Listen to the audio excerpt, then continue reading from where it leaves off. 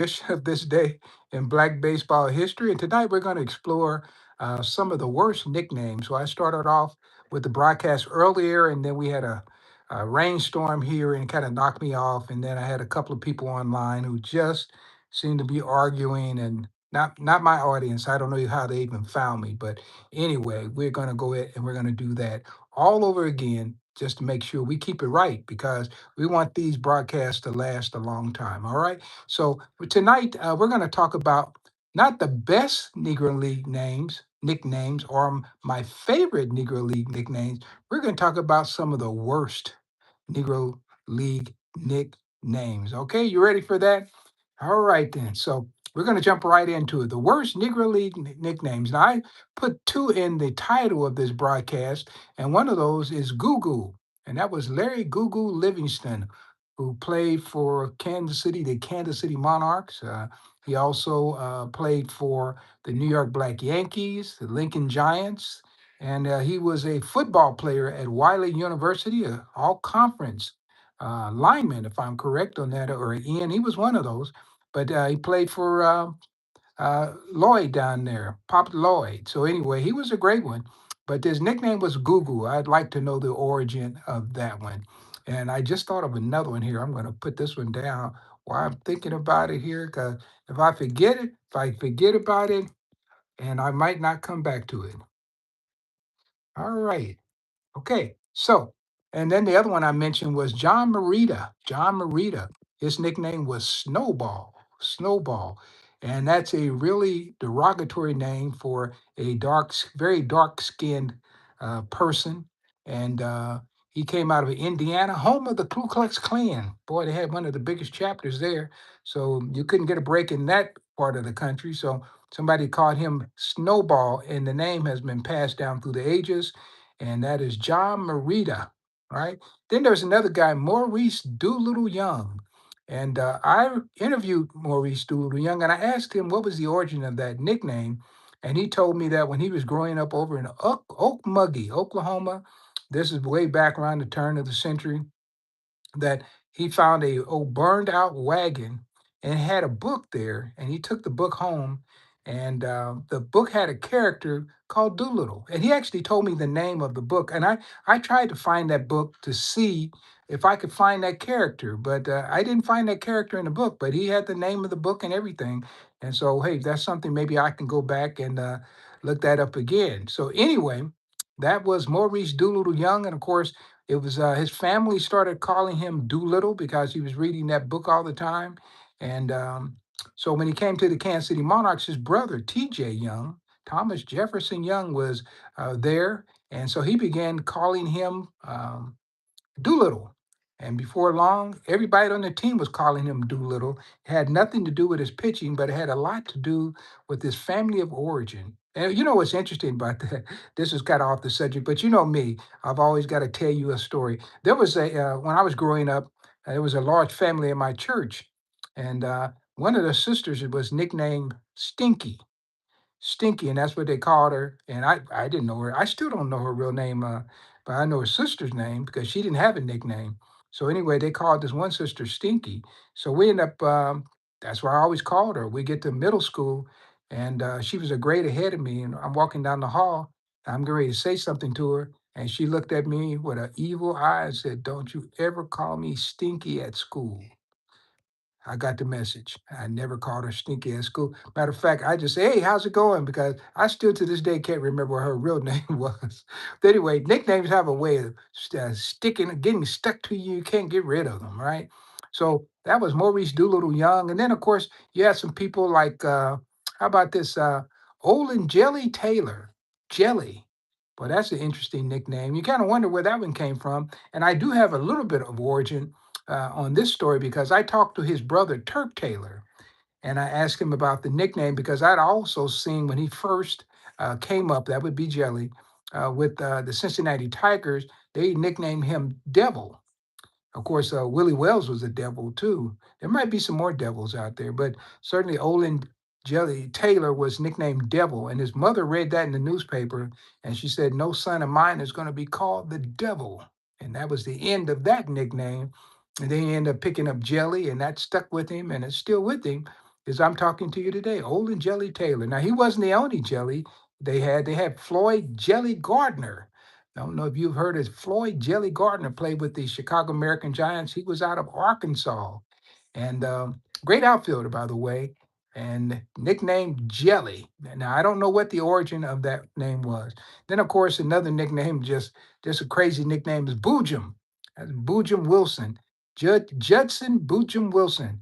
And Satchel Paige reportedly gave him that nickname. They said because he could hit a ball so hard when it hit up on the wall, it said "bajoom," something like that.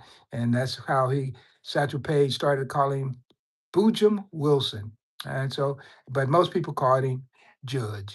Judd. All right. And then how about this one? You have the name that deals with people's physique. You know, okay. So you'll have somebody that's going to be short, and when they're short, they're always peewee. And then you have some people whose body is is just different, and those they call those guys high pocket, because their pockets are usually higher than. You take a guy that was the same height, and his pockets would be way up, so he had to get a longer pair of pants, right? So there were a couple of high pockets. There was Robert High Pockets Hudspeth, first baseman. Then there was also Ted Heist Pockets Trent, Theodore Ted Trent, a pitcher. He was nicknamed was High Pockets as well. Then there are the animal nicknames that have come through. So there was Chappie Rats Johnson. He was called Rats at the turn of the century. Great catcher, by the way. Played with some wonderful teams. Would probably put in a good argument for this guy being a Hall of Famer. But most of his career, he went by Chappie. But early on, he was nicknamed Rat. I think I would rather be a Chappie than a rat. How about you guys? Okay, so that was Chappie Johnson, and of course, then you had Norman Turkey Stearns. Norman Turkey Stearns, they said that he ran with his chest stuck out, looked like a turkey. Turkey Stearns, that came up with him from Mobile, Alabama, that nickname. Then, of course, you had the animals' names like Mule. So they had Mule Suttles, and then they had, what was that? Mule Miles, that was another one. He played during the 50s. So Mule was another nickname that was real it kind of said that this guy's probably going to be strong. Going to be a workhorse. Mule, right? Mule Suttles could hit a home run a country mile, right? Out of, I think was he out of Georgia? Yeah, out of Georgia. So, and now how about this one? Jay Bird.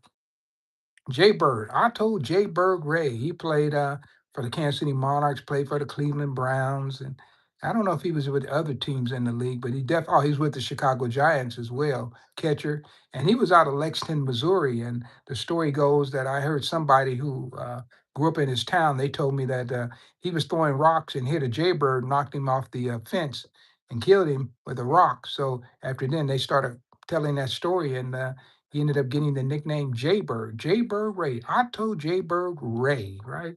I remember in Robert Peterson's first edition of Only the Ball Was White, he didn't have a first name for Ray, and I was able to clear that up many years ago. Otto Ray. He ended up being a policeman, a detective here in Kansas City, and he was a World War One veteran as well. And he was buried in the Fort Leavenworth Cemetery here. All right, in Leavenworth, Kansas. Of course, then they had Weasel, Frank Warfield, nicknamed Weasel. Man, I don't know what that. I think that maybe somebody was sneaky or something. I don't know what the origin of that nickname would be. Frank Wickware, Frank we getting his name, Frank Warfield. He died in 1932 in Pittsburgh in a hotel room. I know the story on that too, and I probably won't tell it, but a lot of ball players told me the story on that. So anyway, you also had the ones that are connected to colors. So you had a guy who pitched around in Oklahoma. His nickname was Black Wax, and Black Wax, WAX. And he did a lot of pitching, and so never knew what his real name was, but they always say Black Wax is pitching. Then there was another guy in New Orleans. I'm trying to think of what his name had a similar name related to a color. I can't think of what his name is right now, but he was out of New Orleans. It may come to me later on. But of course, then there were several Reds. So you had James Red Moore, and usually those are very fair skinned complected ball players. So you had James Red Moore, and you had Red Parnell. So to me, those are some of the worst nicknames. And there's some pretty good nicknames in the Negro Leagues, and but there are nicknames that you will never see a black ball player with traditionally, right? Somebody said, "You ain't even real black." I don't know. I don't know what's going on here anyway. But I'm going to stick to baseball, and hopefully you will too. But anyway, there are some nicknames that you will not ever see an African American ball player with. I don't think I've ever ran into in all my years of researching a nickname by the Swede, and there was lots of Swedes in MLB history. There are lots of Dutch in MLB history, and there are also lots of Whiteys in MLB history. I remember a Whitey Lockman and Whitey Ford and Whitey Herzog. I saw Herzog many times here in Kansas City, and it just rolled off our tongue. We never questioned it at all, but that was the nickname, but you never see an African American player with that nickname. And probably the closest you're ever going to get is this Snowball, John Marita Snowball. That's about the closest you're going to get to Whitey there. So anyway, I thought that would be interesting because people always ask me, so what's your favorite nickname? Nobody ever asked me, what nicknames do you not like? And some of these nicknames are so derogatory. I don't know why the players, they probably didn't like it themselves, but hey, if it made them money, and that's probably why they kept it, right? Okay, so we're gonna go on, and since I'm here, and I don't want to hold you too long tonight, I had a problem getting my live on this weekend, so I dropped some really good videos that have been well received. So I'm gonna go ahead and load them up tonight, so you can see them in case you missed those, and if you want to see those. So, but I do want to mention John Marita one more time. And this goes to May 18th, 1911. And his word is now just now reaching his hometown of Spiceland, Indiana. That's over in Henry County. That John H. Marita passed away in Kansas City on May 11th. And yeah, so he passed away. He wasn't that old either, but yeah, he had just finished up a season here. Of course, we talked about his nickname being Snowball and how derogatory that is. And it's one that's been passed down through the ages. People probably don't even think about what they're saying when they talk about it. But anyway, he was a legend on the local diamond there in Spiceland, and a real fan favorite, had a lot of friends up in that area. And the newspaper added that had he been white instead of colored, he would have been a bright star in one of the big leagues long ago. But as the color line is drawn in these big bodies, his talent took him nowhere. And they thought he went nowhere. But how about this? He did go somewhere. After he left his hometown of Spiceland, he ended up with the Indianapolis ABCs. They had a pretty good team at that time as well. So, that was Rand Butler's team. So he ended up there first stop. Then he ended up with in Chicago with the Leland Giants. Now, Ruth Foster didn't have the Giants when he was there, so he came after Ruth Foster. He might have played for Harris because he took over as manager after Ruth Foster left, right? So he might have played for him, but then he ended up in the Twin Cities playing for the St. Paul Gophers as well. And whenever they have a turn back the clock night over in Minnesota, frequently they worn the St. Paul Gophers uniforms, but I'm sure they don't know anything about John Marita. Okay, and then he ended up here in Kansas City playing for Topeka Jack Johnson's Kansas City Royal Giants over at Shelley Park. I mentioned Shelley Park in another broadcast where I was talking about baseball field. Shelley Park, I'm going to go and do a live from as close as I can get to it. It's under the freeway now, but Shelley Park was built over Kansas City's first cemetery. So they pulled out the monuments, the city was moving around, and then they put a baseball field on top of the cemetery, right? And that's where they played. Shelley Park was the name of it. I don't know if you can find that article somewhere, but yeah, Shelley Park was once Kansas City's first cemetery, right? And down by the river in the city market area now. And so that's where he was playing. And let's see, I might also add, so you might want to say, well, okay, if he died that early, what did he die from? Well, let me see if I can find out here. Okay, so it looks like he passed away And at age 32, he was not married, and he was survived by his parents, Miss Lucy Merida, and father James Merida, and his body is being shipped back to Spiceland for burial. Now, since he died in Kansas City, I had access to just pick up the death certificate. So I thought I would check to see what I can find on John Marita. Well, the first thing I noticed is that it was difficult. If you put in his correct spelling for his name, you couldn't find it. But it's under Merida. So his real name is Merida, and the death certificate is under Merrida. So that was the first thing I noticed. And he died and passed away from spinal meningitis. So I had a friend who passed away from meningitis many years ago. I think I was 27. She might have been 25 or something like that. And boy, you just hate to see that because it'll just sneak up on people and they're gone. The symptoms aren't that dramatic sometimes. Sometimes they are. So anyway, and I'm hearing some weather outside, and I've got preempted the last time where it stopped my broadcast. So I'm going to go ahead and do this John Marita, and then I'm going to close, right? So anyway, at the time he passed away, he was living at the Dunbar Hotel. And believe me, whenever you see a name like the Dunbar Hotel, you know that it's going to be a black hotel. I don't think I've ever seen a white hotel named the Dunbar Hotel. Uh, Now, hey, I learn something new every day, but that's one that hasn't changed in 40 years. So that's the Dunbar Hotel, and that's where he was living and died after a short illness. And the interesting thing was his informant was not a baseball player. It was just the doctor at the hospital. So there's very little information. So his parents are not listed. Uh, they did say that they were sending the body back to Indiana. That's on there. Of course, his cause of death, where he last lived.